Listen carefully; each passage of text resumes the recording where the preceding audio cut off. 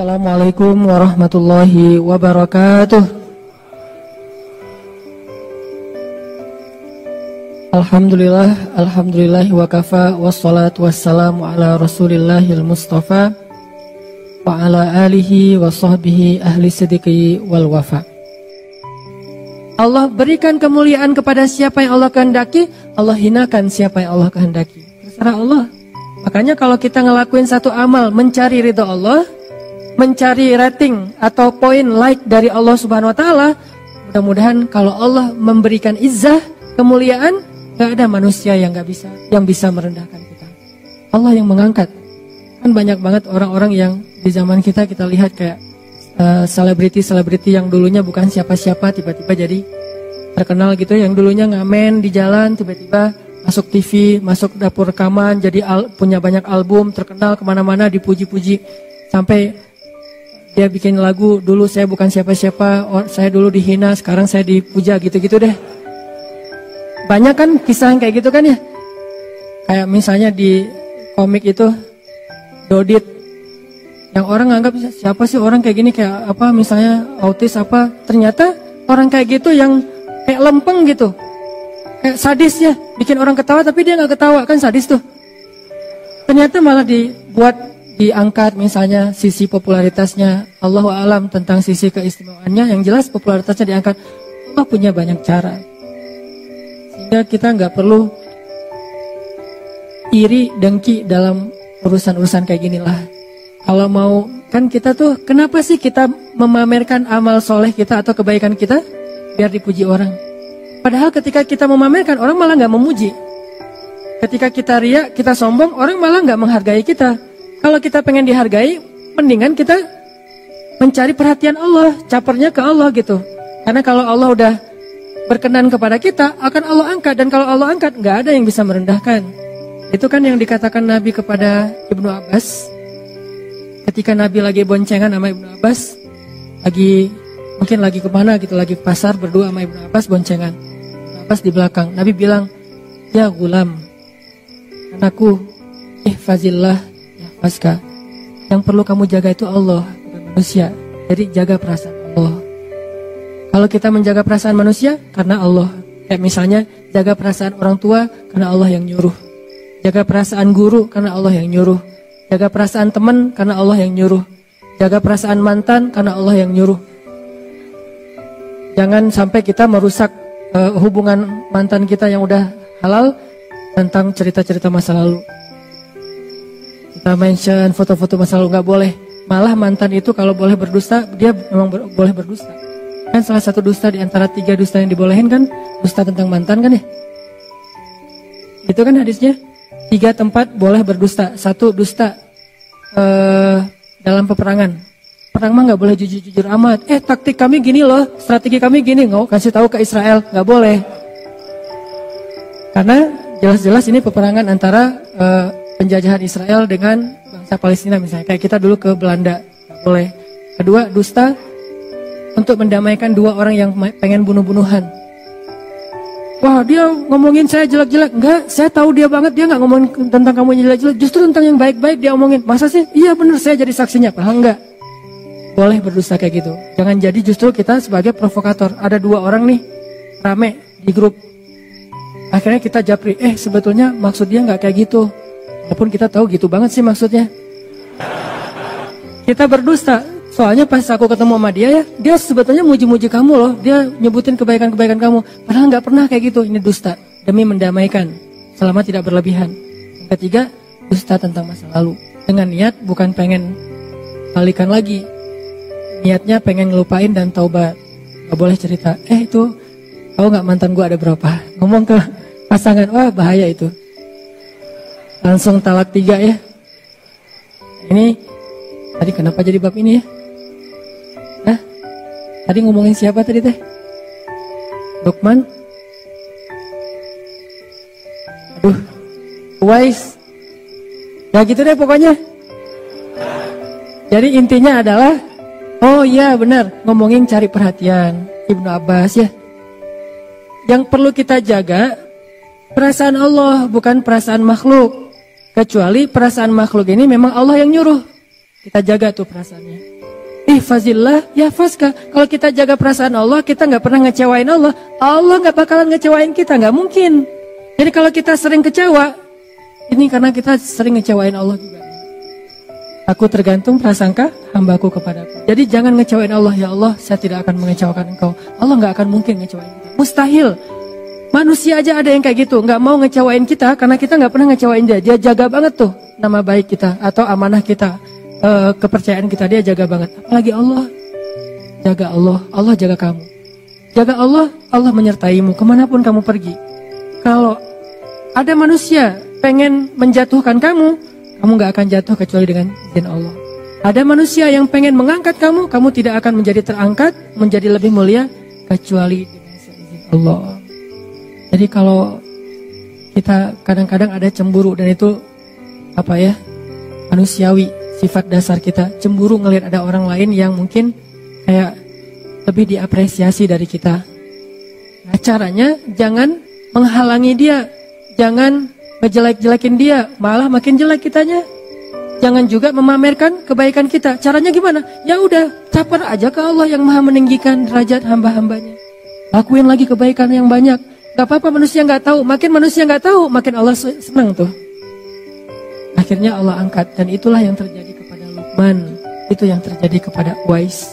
Itu yang terjadi kepada hamba-hamba yang tidak dikenal namanya. Jadi pelajaran pertama dari Luqman, belajar ikhlas. Orang ikhlas tuh gak akan rugi. Kalau kita berpikir, oh gara-gara saya ikhlas gak ada yang tahu, saya jadi kayak gini nih. Enggak. Karena Allah maha tahu. Kecuali kita berdagangnya bukan dengan Allah, transaksinya dengan manusia. Tapi bukan berarti ketika seseorang mensyiarkan satu kebaikan itu dia gak ikhlas ya. Ini bukan untuk menjudge orang lain. Lagi-lagi taklim saya selalu ada catatan, kita belajar untuk memperbaiki diri, bukan belajar untuk memperbaiki orang lain. Sehingga ketika kita mendapatkan satu ilmu, jangan pakai untuk jadi kaca pembesar, pakai untuk jadi cermin. Jangan pernah mengambil ilmu dari satu taklim untuk jadi kaca pembesar, melihat kekurangan orang lain. Tapi jadikan itu cermin untuk melihat kekurangan diri kita. Kalau ada orang lain yang mentampakkan satu amal solih, kita husnuzon. Oh, berarti niat dia pengen syiar. Sehingga dengan syiar ada yang niru, akhirnya dia dapat pahala dari orang yang meniru, kan gitu kan ya.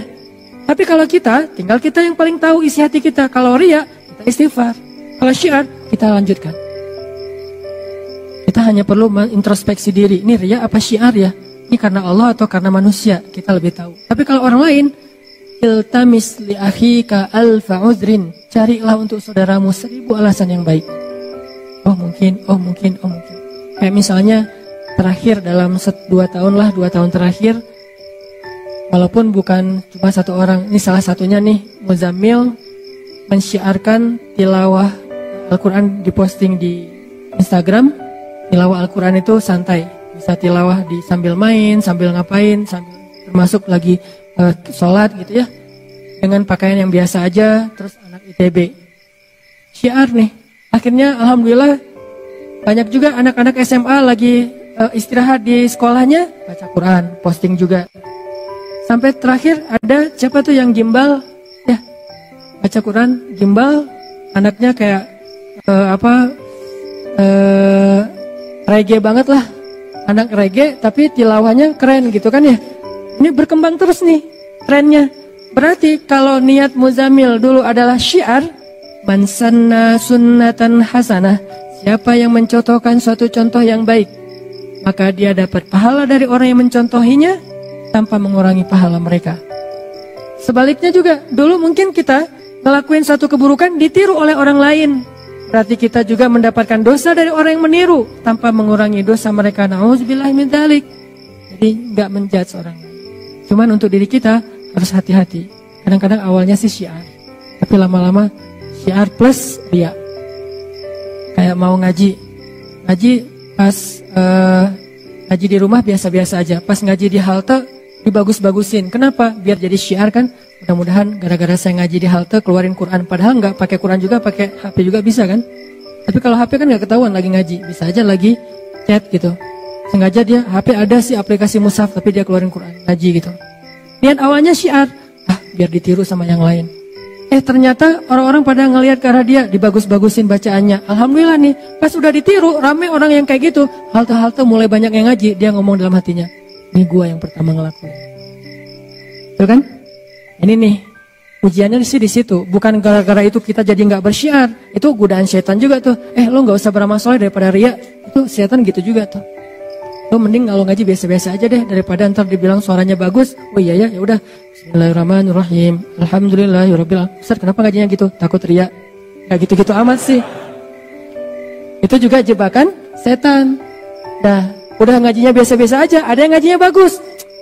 Kayak dia doang bisa ngaji bagus. Gue sebetulnya bisa, tapi gue mah ikhlas. Ria juga kan ya? Sama aja sebetulnya. Makanya islahul qulub, tazkiyatun nufus, perbaiki hati kita.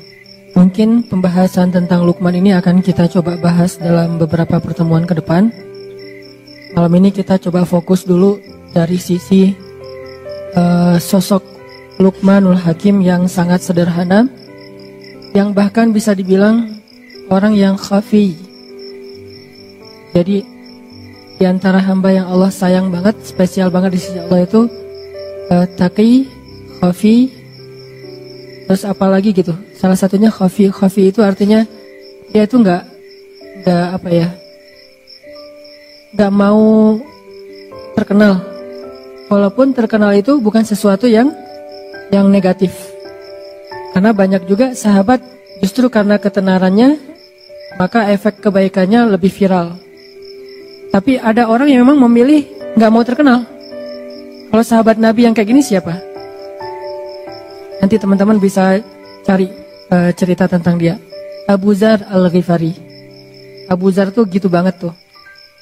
Gak mau dia sama sekali tuh orangnya tuh nggak mau kalau dipuji atau terlihat agak sedikit menikmati dunia itu nggak mau banget. Padahal menikmati dunia itu nggak dilarang dalam agama.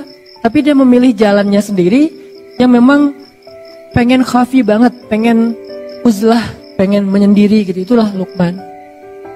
Dia nggak menjadi orang yang tampil, tetapi Allah Subhanahu Wa Taala Maha Tahu. Makanya bukan berarti kita nggak boleh tampil sama sekali, nggak. Kadang seorang mukmin harus menampilkan kebaikan agamanya supaya orang-orang menghargai agama Allah. Kayak Utsman bin Affan. Utsman itu kan orangnya menampilkan ya satu yang baik-baik dari agama, kayak penampilan menariknya. Dia pakai jubah yang khas gitu milik Utsman. Gak mungkin ketukar sama yang lain karena gak standar jubahnya. Sendalnya tuh pasti bukan sendal jepit. Pasti sendalnya itu sibetiyah, bukan na'al.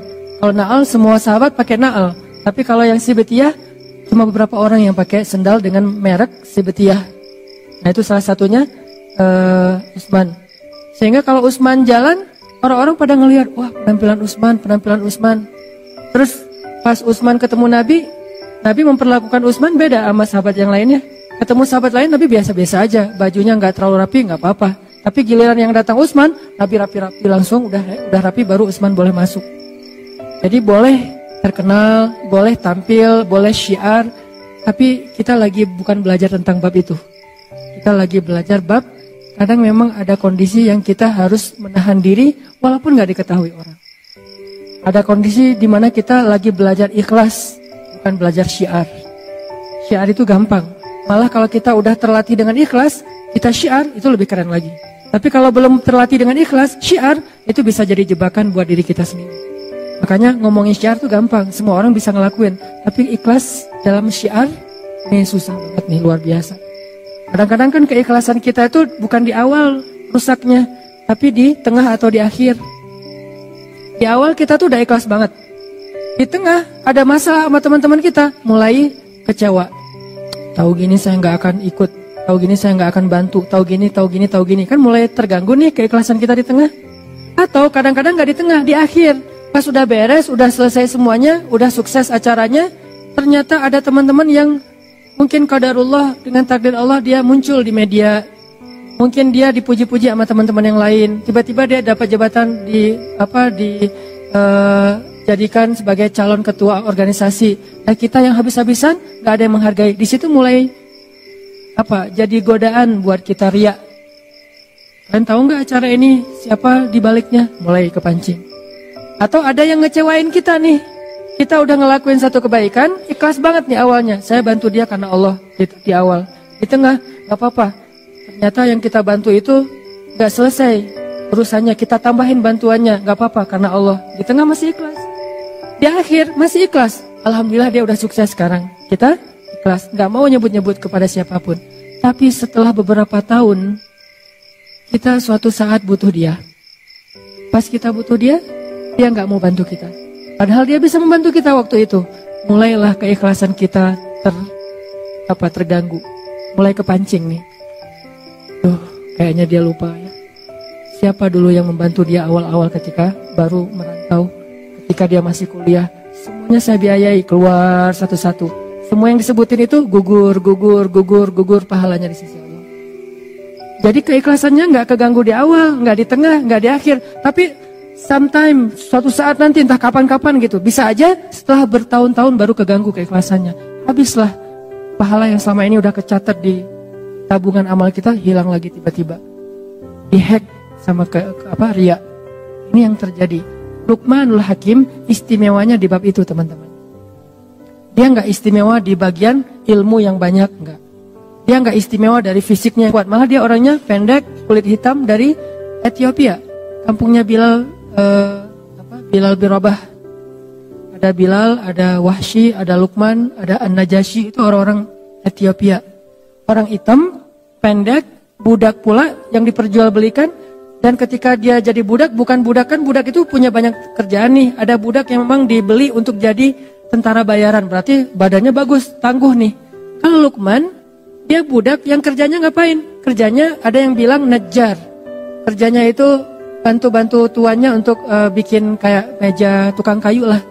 Tapi ada juga ulama yang bilang dia bukan najjar. Dia itu yang jagain ternak. Kayak siapa tadi? Wise. Berarti kan secara fisik nggak banget nih. Gak good looking gitu. Tetapi karena dia punya keikhlasan, itulah keistimewaannya. Jadi benar hadis Nabi, sesungguhnya Allah tidak melihat kepada fisik kalian. Allah tidak melihat kepada harta kalian. Allah tidak melihat kepada status atau pekerjaan kalian. Allah melihat kepada hati kalian. Kalau kita pengen jadi hamba yang istimewa, milikilah hati yang istimewa. Tidak masalah punya fisik yang istimewa, kita latih, kita rawat. Punya harta yang istimewa, berlimpah. Punya pekerjaan dan status sosial yang istimewa, kerjaannya keren, menghasilkan uang yang banyak. Gak apa-apa, tapi itu semuanya jadi tidak bernilai kalau hatinya gak istimewa. Sebaliknya, fisiknya biasa-biasa aja, hartanya malah kurang, apalagi malah bukan pas-pasan, malah kurang. Terus status sosialnya cuma budak, kalau hatinya istimewa, Allah angkat tuh. Jadi yang kita coba pelajari, gimana punya hati yang istimewa. Hati yang istimewa itu kalau beramal ikhlas. Kalau ke manusia itu pemaaf. Kalau ke manusia itu rahmah, kasihan, gampang kasihan sama orang lain. Duh kasihan ya. Kalau orang sering kayak gitu tuh, hatinya mulai istimewa. Jangan bilang, lu kok lemah banget sih, gampang kasihan, gampang maafin. Jadi orang gak punya prinsip. Enggak, dia orang yang istimewa justru. Yang susah maafin itu yang sebetulnya yang gak istimewa. Kalau dibilang, lo gampangan banget sih jadi orang, lo kok lemah banget sih jadi orang, mau aja digitu-gituin sama teman lo. Enggak, justru dia itu istimewa, punya hati yang spesial. Gampang kasihan sama orang lain, gampang gak tegaan, pengen ngasih ke orang lain itu lebih dari haknya. Wafa. Milikilah hati yang istimewa. Toh di zaman Nabi juga ada sahabat yang kayak gitu banget tuh. Yang saya sering mention tentang beliau. Sahabat yang ibadahnya biasa-biasa aja. Cuma standar lah salat wajib, gak ada yang sunnah yang istimewa. Terus sedekahnya biasa-biasa aja, cuman bahkan gak bisa berzakat karena bukan orang kaya. Jihad biasa-biasa aja, bukan mujahid yang keren kayak Khalid bin Walid. Terus keistimewaannya apa sampai Nabi bilang dia itu ahli surga? Kenapa? Karena dia hatinya bersih. Dia tuh gak pernah dengki sama orang lain. Saya pernah bawa umroh jamaah sekitar 30 orang satu rombongan. Macam-macam kan jamaah teh. Ada yang kaya raya, umrohnya 3 bulan sekali. Ada yang setahun bisa umroh sampai 6 kali, sampai 7 kali gitu. Umroh kayak ke pasar baru. Bete umroh gitu. Lagi bete sama suami, daftar umroh. Gitu banget. Daftar umroh gara-gara bete sama suami. Saking kayaknya nih. Ada yang umrohnya tuh karena memang nabung sekian lama. Ada yang umrohnya itu diumrohin. Jadi kayak surprise banget, hadiah banget buat dia. Gak pernah kepikiran bisa umroh. Dari sekian banyak jamaah, ada satu orang bapak-bapak yang menarik perhatian saya. Beliau baru pertama umroh, orang kampung di pelosok Garut dapat Tasik gitu. Terus orangnya udah tua, petani. Setiap hari beliau kalau ke sawah, buruh tani bukan petani, buruh tani. Pergi ke sawah itu jaraknya 5 kilo, berarti pulang balik sehari 10 kilo setiap hari. Makanya tawafnya paling getol tuh. Yang lain tawaf sehari sekali, beliau bisa beberapa kali. Asal salat jamaah tawaf. Nah ini bapak ini orangnya sederhana banget. Bukan orang yang mungkin secara educatednya orang-orang yang berpendidikan tinggi, orang-orang di kota, enggak, orang kampung yang mungkin cuma lulus SMP atau SD gitu. Bahasa Indonesia nggak bisa, bahasa Sundanya halus. Kalau bahasa Sunda main mungkin saya masih ngerti nih, bahasa Sundanya halus gitu, sehingga diterjemahin sama istri saya. Bahasa Indonesia nggak bisa. Terus orangnya diem, senyum tuh setiap hari. Ini orang yang paling sering senyum yang saya lihat, sampai wajahnya tuh jadi, bentuk wajahnya tuh jadi senyum. Saking rajin senyum kan ya. Kan ada orang yang bentuk wajahnya cemberut, mungkin sering cemberut. Ada orang yang wajahnya emang dia senyum, dia nggak senyum juga udah senyum gitu teh. Saking sering senyum kebentuk kan, kayak kita ngelatih otot kita kan kebentuk. Mungkin otot ini nggak tahu ya secara ilmiah. Menurut saya nih, otot wajah itu terbentuk oleh gimana ekspresi wajah kita yang paling sering kan. Kalau kita sering senyum, ototnya pasti keangkat dikit. Jadi kalau mau ngangkat ini jangan pakai alat-alat atau treatment itu, senyum aja keangkat dikit deh. Pasti itu. Ada yang pengen ini angkat dikit, jangan disuntik, senyum. Insya Allah keangkat tuh. Dia memang wajahnya senyum. Asal ketemu dia. Jadi kita yang lagi capek kan mengurus jamaah umrah tuh lumayan tuh ya. Apalagi haji itu lelah. Pas datang ke ruang makan ada beliau lagi makan gitu, senyum langsung hilang lelahnya. Ini luar biasa nih. Hampir seperti melihat pasangan, hampir ya, nggak sama. Kalau sama bahaya nanti saya di demo. Hampir seperti melihat pasangan. Memang melihat pasangan beda sih, istimewa. Ini hampir gitu. Kalau belum yang pernah ngerasain melihat pasangan, lihat dia aja cukup lah.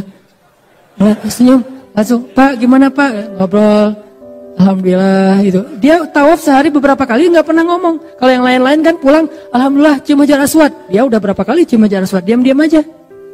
Dan ada orang yang dapat, nih kamar dia tuh berempat, ambil yang kuat, 4 orang satu kamar. Dia dikasih yang bed tambahan.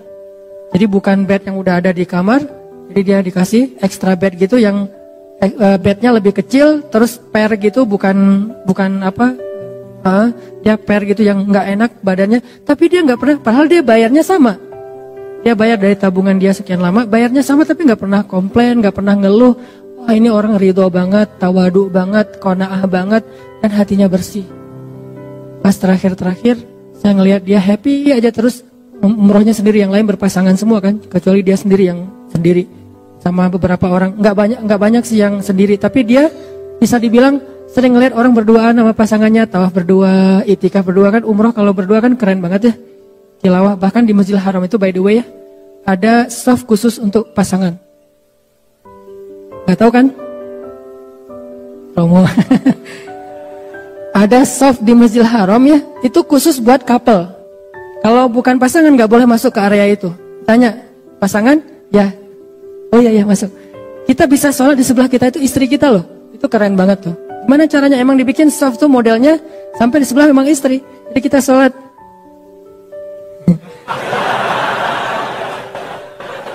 Enggak. Enggak boleh gitu ya. Tapi kadang-kadang gitu juga sih. Ada yang kayak gitu. Dia mah umroh sendiri, tawaf sendiri, makan sendiri, ke kamar. Kadang-kadang karena emang dia orang kampung banget, kan satu kamar tuh dikasih kunci cuma 2. Kunci kamar, dia nggak bawa kunci. Sering dia pulang ke kamar, temannya baru pergi. Datang-datang tah jam berapa, dia nungguin aja sendiri. Nggak pernah marah sama temannya. Pas datang, Pak udah lama. Lumayan kata dia, gitu senyum. Datang-datang tidur, berarti lelah banget tuh nungguin sampai masuk ke dalam kamar langsung tidur. Luar biasa nih orang. Pas udah selesai umroh saya tanya ke dia, Pak, apa sih rahasianya kok bisa nyaman kayak Bapak nih? Kayaknya anteng nggak ada masalah dalam hidup. Ya terima aja apa yang Allah kasih. Gitu doang.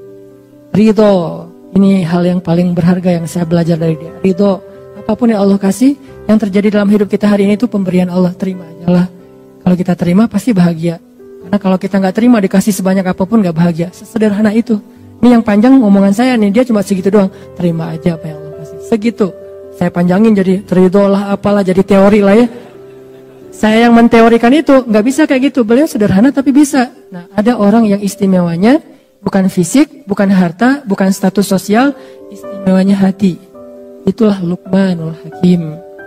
Mudah-mudahan kita diberikan hati seperti itu, sehingga Allah Subhanahu Wa Taala mencintai kita karena melihat hati kita yang insya Allah tidak pernah dengki kepada orang lain, gak pernah dengki kepada teman kita yang duluan ke pelaminan, biasa aja.